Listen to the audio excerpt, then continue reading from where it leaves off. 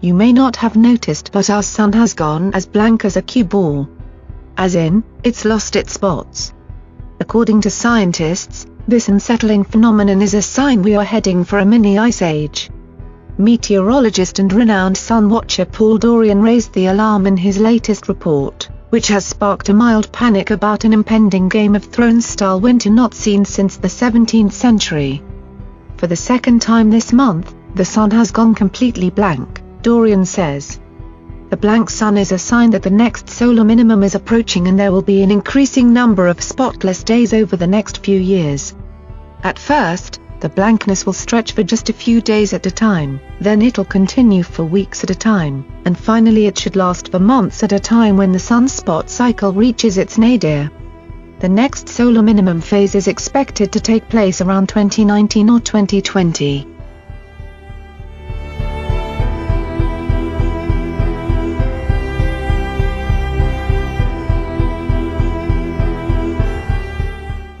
According to NASA, the Sun goes through a natural solar cycle approximately every 11 years.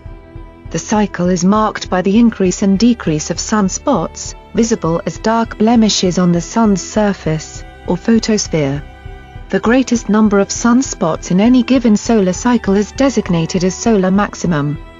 The lowest number is solar minimum. During solar max, huge sunspots and intense solar flares are a daily occurrence. Auroras appear in Florida. Radiation storms knock out satellites. Radio blackouts frustrate CB radio as well. The last such episode took place in the years around 2000 to 2001, the Space Agency's website explained. During solar minimum, the opposite occurs. Solar flares are almost non-existent while whole weeks go by without a single, tiny sunspot to break the monotony of the blank sun. This is what we are experiencing now.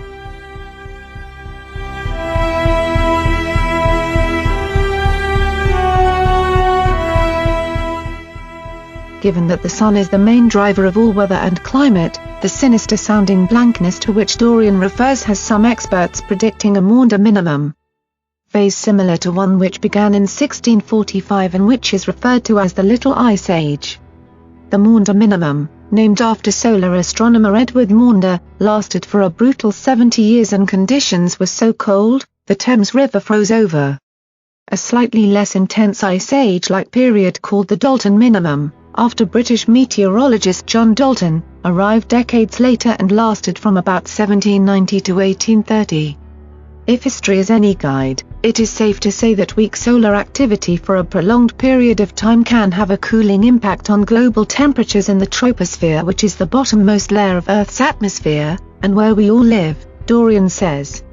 Dorian's findings back research by Professor Valentina Zakova of Northumbria University, who warned that a predicted sharp decline in solar activity between 2020 and 2050 was a sign that another ice age was coming.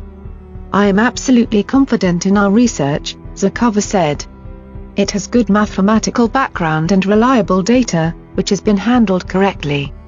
In fact, our results can be repeated by any researchers with the similar data available in many solar observatories, so they can derive their own evidence of upcoming Maunder minimum in solar magnetic field and activity.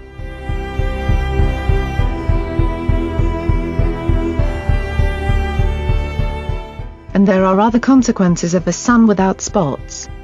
Not least for astronauts who face the risk of having their DNA shattered by cosmic rays, whose potency surges during periods of solar weakness. According to Dorian, cosmic rays surge into the inner solar system with relative ease during periods of solar minimum. Solar wind decreases and sun's magnetic field weakens during solar minimums, making it easier for cosmic rays to reach the Earth, he explained. This is a more dangerous time for astronauts as the increase in potent cosmic rays can easily shatter a strand of human DNA. Also, during years of lower sunspot number, the sun's extreme ultraviolet radiation drops and the Earth's upper atmosphere cools and contracts. With sharply lower aerodynamic drag, satellites have less trouble staying in orbit, a good thing. On the other hand, space junk tends to accumulate, making the space around Earth a more dangerous place for astronauts.